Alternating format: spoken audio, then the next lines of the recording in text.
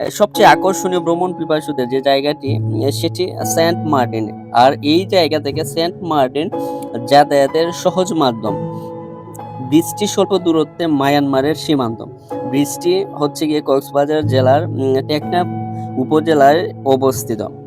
ব্রিজটি ৬০০ ফুট লম্বার অধিক। আসসালামু আলাইকুম। আশা করি সবাই ভালো আছেন। বাংলাদেশের সবচেয়ে বড় নদীতে অবস্থিত নাফ নদী সম্পর্কে কিছু বলবো। যতটুকু ধারণা, যেমন এটা হচ্ছে গিয়ে টেকনাফ উপজেলার মধ্যে অবস্থিত। যেমন টেকনাফ এই যে নদীটা আছে, এই নদীটার নাম কিন্তু নাফ, অর্থাৎ টেকনাফ থেকে কেটে নাফ নদী হয়েছে বা নাফ থেকে টেকনাফ তৈরি হয়েছে। এটা মূলত চট্টগ্রাম বিভাগের কক্সবাজার জেলার টেকনাফ উপজেলার মধ্যে অবস্থিত এই ব্রিজটি। নাফ নদীর উপরে তৈরি জেটিঘাট ব্রিজ। এই ব্রিজটির মাধ্যমে বাংলাদেশ আর মায়ানমারের ব্যবসার মূল পয়েন্ট ছিল। ব্রিজটি তৈরি করা হয় ২০০৪ সালে। ব্রিজটি ৬০০ ফুট লম্বার অধিক।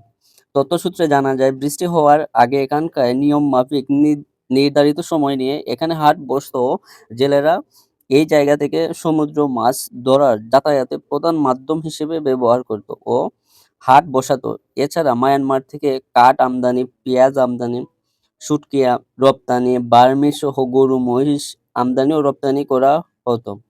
ব্রিজটি নির্মাণ হওয়ার পরে আমদানি রপ্তানি খুব সহজ মাধ্যম হয়ে উঠেছিল, বর্তমানে সাময়িকভাবে বন্ধ মায়ানমারের অভ্যন্তরীণ যুদ্ধের কারণে। মজার ব্যাপার হলো, এখানকার জেলেরা মাছ ধরার সাথে কাঁকড়া ধরে আনে। বাকিটা ইতিহাস। সেই সাথে আরেকটা হলো পাতিহাস। আরেকটা তরতাজা খবর হচ্ছে, আমি নাফ নদীর মধ্যে ডাব দিতে গিয়েও ফিরে আসলাম, কেন জানি না। Come to the back point. সবচেয়ে আকর্ষণীয় ভ্রমণ পিপাসুদের যে জায়গাটি সেটি সেন্ট মার্টিন। আর এই জায়গা থেকে সেন্ট মার্টিন যাতায়াতের সহজ মাধ্যম। ব্রিজটি স্বল্প দূরত্বে মায়ানমারের সীমান্ত। ব্রিজটি হচ্ছে গিয়ে কক্সবাজার জেলার টেকনাফ উপজেলায় অবস্থিত। টেকনাফ থেকে টমটম অথবা টুরিস্ট গাড়ি দিয়ে ২৫ থেকে ৩০ মিনিটের মধ্যে চলে আসতে পারবেন। ভাড়া পড়বে জনপ্রতি ৩০ থেকে ৪০ টাকা। আর ব্রিজটির প্রবেশ মূল্য কিন্তু ১০ টাকা। কি অদ্ভুত ভালো লাগার মুহূর্ত, বলে বোঝাতে পারবো না। সমুদ্রের ঢেউ, শীতল বাতাস, পাখির কিচিরমিচির শব্দ যেন এক অন্য পৃথিবী। আপনি যে মুড নিয়ে আসেন না কেন, এখানকার পরিবেশে আপনার মুহূর্তকে রঙিন করে তোলার আর মনটা আনন্দে ভরপুর হবে নিমিষেই।